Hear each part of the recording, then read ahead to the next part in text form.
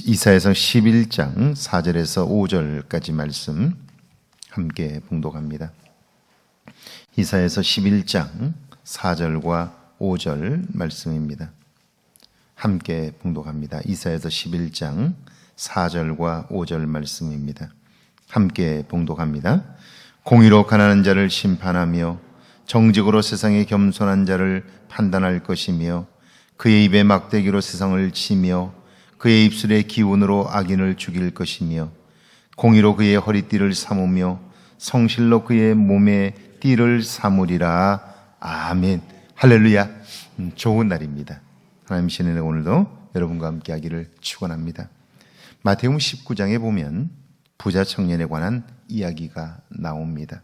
재산이 많은 한 청년이 예수님께 나와 묻습니다. 내가 무슨 선한 일을 하여야 구원을 얻을 수 있습니까? 여러분, 구원은 행위로 얻는 것이 아니고 믿음으로 얻는 것이죠. 그런데 이 부자 청년은 나와서 어떻게 해야, 무슨 일을 해야 구원을 얻을 수 있습니까? 그렇게 물은 거예요. 그러니까 이 질문 자체가 잘못된 거죠. 이 부자 청년은 이 잘못된 질문에 대한 대답을 가지고 살아온 거죠. 예수님께서 이걸 모르실 리가 없습니다. 그럼에도 예수님은 내가 생명에 들어가려면 계명들을 지키라 이렇게 말씀합니다. 그러자 그의 얼굴에 미소가 번집니다. 그리고는 어느 계명입니까? 라고 물어요. 왜냐하면 계명을 지키는 일에는 자신이 있기 때문이죠. 살인하지 말라, 간음하지 말라, 도둑질하지 말라, 거짓 증언하지 말라, 내 부모를 공경하라, 내 이웃을 내 자신과 같이 사랑하라 하신 것이라 그렇게 말씀해요. 그 말을 듣자 그의 얼굴의 미소는 자신감과 확신으로 바뀝니다. 그래서 대답합니다. 내가 이 모든 것을 지켰사오니 무엇이 아직 부족합니까? 그래요. 사실 이 부자 청년은 이걸 자랑하고 싶었던 거죠. 내가 철저히 율법을 지키며 살아왔다. 그리고 율법의 의로는 나는 결코 흠이 없는 사람이다. 그렇게 자신만만했던 거죠. 사도 바울도 그가 자기 자신을 변명할 때에 내가 예수를 알기 이전에는 율법의 의로는 흠이 없는 사람이었고 나는 철저한 사람이었다. 그렇게 말해요. 사도 바울은 율법의 의라고 말했는데 그 율법의 의는 계명을 지키는 거예요. 쉽게 말하면 이런 거죠. 나는 학교 다닐 때 한 번도 빠지지 않았어. 결석을 해본 적이 없어. 선생님이 하라는 대로 했어. 나는 학교의 규칙을 한 번도 어긴 적이 없어. 그런데 여러분, 그 학교에 빠지지 않은 것 대단한 일이지만, 그러나 학교를 다니는 목적이 뭐죠? 학교를 다니는 목적은요, 빠지지 않기 위함이 아니에요. 학교를 다니는 목적은 공부하기 위함이에요. 그러니까 몇 번 결석했느냐, 그것보다 더 중요한 건 학교를 다니면서 얼마나 열심히 공부했느냐는 거예요. 학교를 다니면서 얼마나 실력이 늘었느냐, 이게 중요한 거죠. 내가 빠졌느냐 빠지지 않았느냐보다 더 중요한 건 그 학교를 다니면서 내 실력이 늘었느냐, 그게 더 중요한 거죠. 율법의 의로 계명을 지켰다.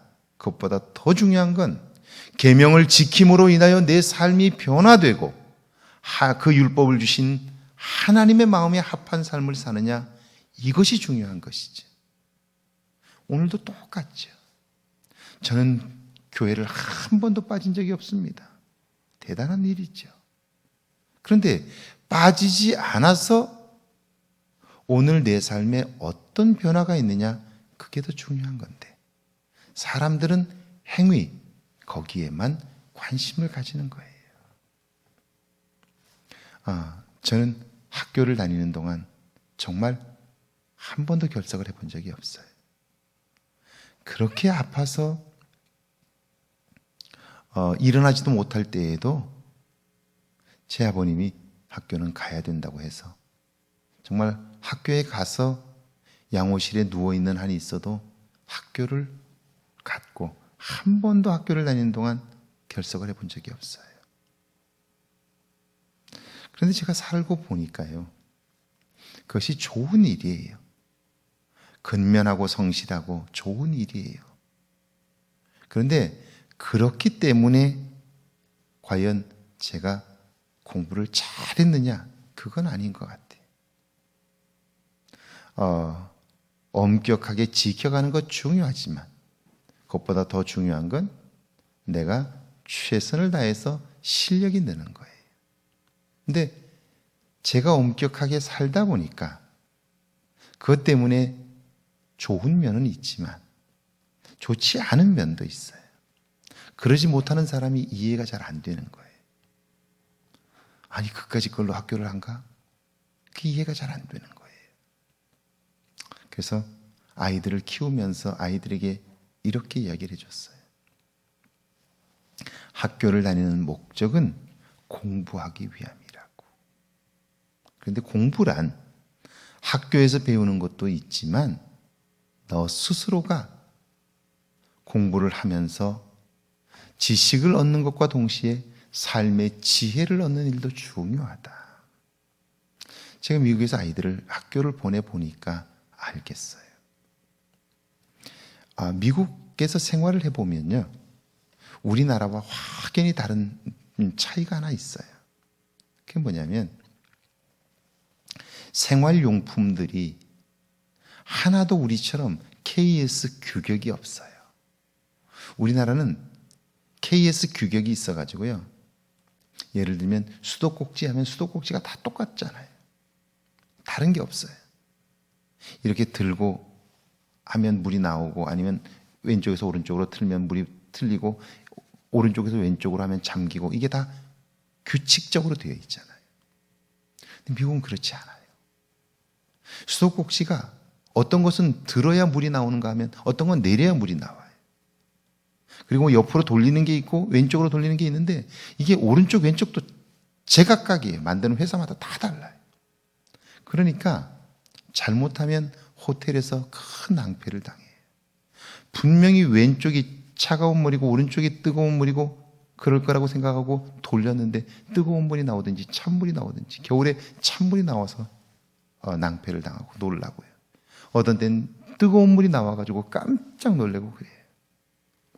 아니, 미국이라고 하는 나라가 왜 이렇게 이것 하나 통일을 못 시킬까? 처음에 그렇게 생각했어요. 그런데 그 나라는 가치가 달라요. 발전이란 획일화되면 더 이상 발전하지 못한다는 생각을 가지고 있어요. 근데 그건 맞는 말이에요. 편리함은 좋은 것이지만 편리함에 익숙해지면 변화가 불가능해요. 그래서 미국은 이렇게 하나로 통일시키질 않아요. 각자 편리하게 사용할 수 있도록 하는 거예요. 그래서 교육에도 이게 적용이 되어서요, 아이들에게 초등학교, 중학교 때 아이들에게 끊임없이 다른 교육을 시켜요. 예를 들면 어느 날은 아이가 숙제를 받아가지고 오는데, 숙제가 뭐냐면 내일 학교에 올 때는 신발을 짝재기로 신고 오는 거예요. 왼쪽 발에 오른쪽 신발을 신고 오른쪽 발에 왼쪽 신발을 신고 오게 하는 거예요. 그리고 어느 날은 파자마를 입고 학교에 오게 해요. 어느 날은 외투를 거꾸로 뒤집어서 입고 오게 하고요. 이런 것들을 끊임없이 시켜요. 왜 그러느냐 하면 이걸 불편한 걸 생각해 보면, 그러니까 불편한 걸 당해 보면 어떻게 하면 창조적으로 이걸 잘할 수 있을까? 이런 생각들을 하게 하는 거예요. 그러니까 회기라 되면 절대로 발전이 없다는 걸 알고 있기 때문에 그런 것이죠. 자, 율법을 지키는 일은 중요해요. 근데 율법을 지키는 것은 그게 목적이 아니에요. 율법을 지킴으로써 나의 내면이 새로워지는 거예요. 나의 삶이 새로워지는 거예요. 하나님과 점점 더 가까워지는 거예요.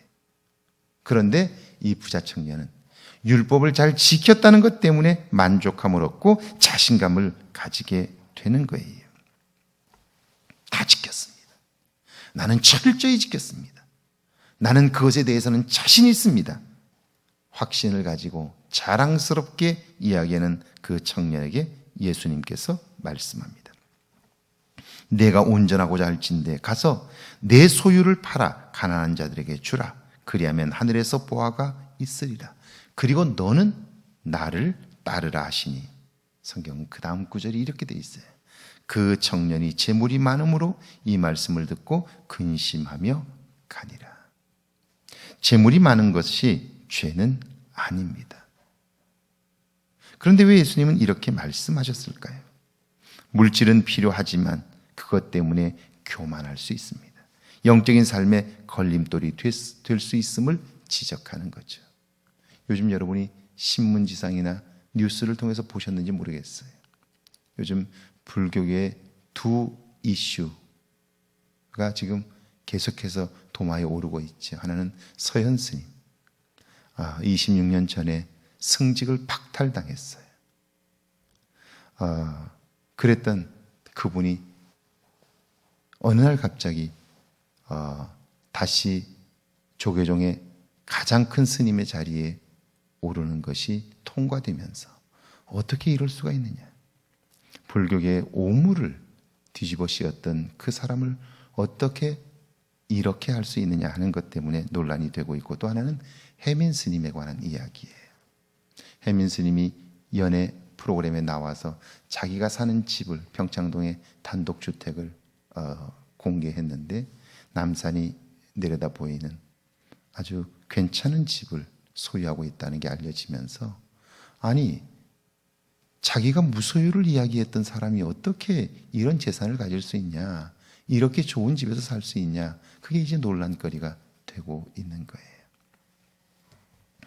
집을 가졌느냐 가지지 못했느냐, 스님이 집을 가질 수 있느냐 없느냐, 스님이 이렇게 소유를 할 수 있느냐 없느냐, 이것보다 더 중요한 것은 불교가 가르치고 있는 가르침이란, 사실은 소유, 인간의 불행은 욕심으로부터 시작되는 것인데, 그러므로 수행자는 욕심을 이기기 위하여 무소유를 원칙으로 한다. 이게 불교의 가르침이에요.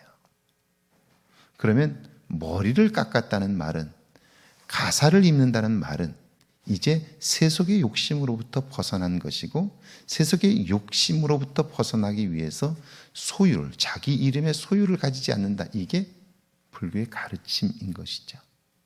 그리고 그렇게 믿고 그렇게 가르쳐 온 사람이 그것으로 책을 써서 돈을 벌었죠. 그런데 말은 그렇게 했는데 실제로 그렇게 사느냐? 그건 아니지 않느냐 하는 것이 논란의 중심이에요.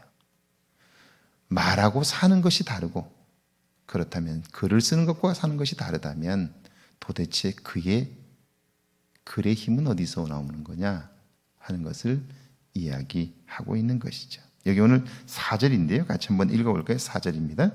공의로 가난한 자를 심판하며 정직으로 세상에 검소한 자를 판단할 것이며, 그의 입에 막대기로 세상을 치며 그의 입술의 기운으로 악인을 죽일 것이며, 가난하고 힘없는 자들을 옹호하고 세상의 악인들을 쳐서 죽이실 것이며.